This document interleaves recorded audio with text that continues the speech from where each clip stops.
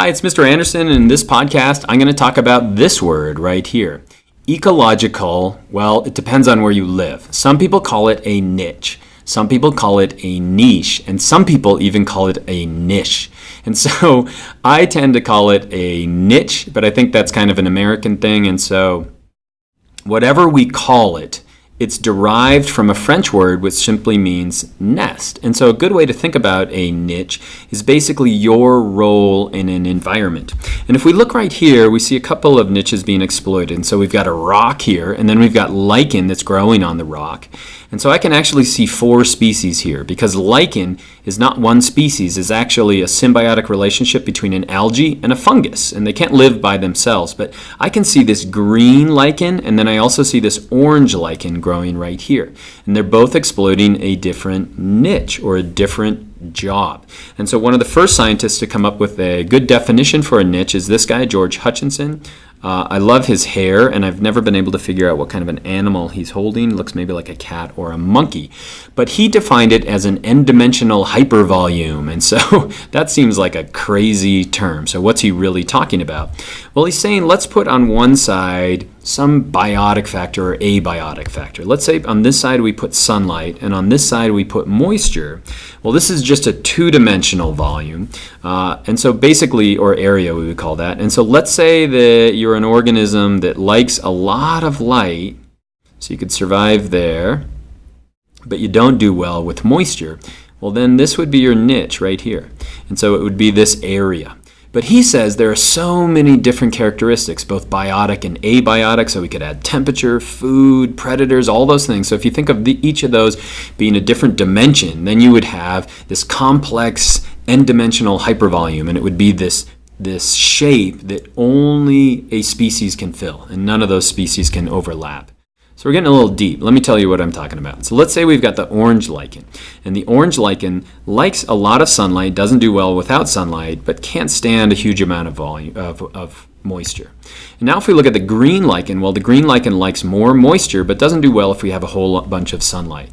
And so basically, if we put those in the same area at the same time, we're going to see 2 niches. The first one is your fundamental niche. And so your fundamental niche is where you could live. And so in other words, for the orange one, the fundamental niche is going to be this whole area. It could live here, but when you have the green lichen show up, it can't. It's being outcompeted by that green. And so now we would have to give up this section. This actually belongs to the green. And so now the realized niche of that orange lichen is just going to be this shape right here. And so that's one way to think about a niche. Another way to think about it is simply its job. And so let's say you work in a factory. This is an early Ford assembly line.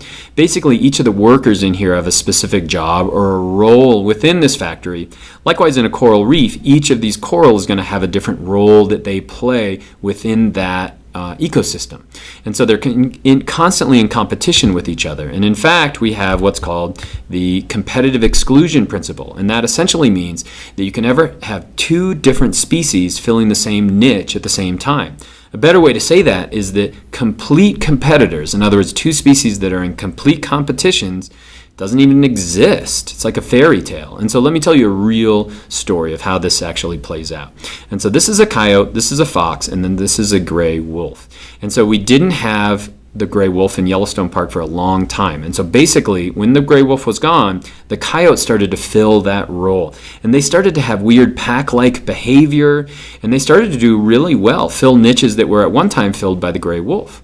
As they did that, the red fox population actually went down. They took a hit. And the reason why is that the coyotes were exploiting that niche. Well, now we reintroduce the gray wolf into Yellowstone Park.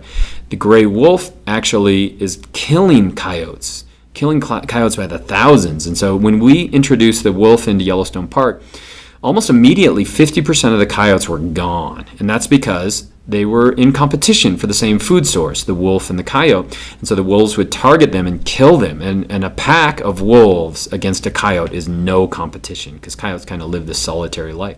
They'd simply kill them. And so basically what's happened is the wolves have now taken over that niche that was being filled by the coyote. As a result, now there's less coyotes, and so you could imagine that the red fox population is starting to take off, and so that's pretty cool.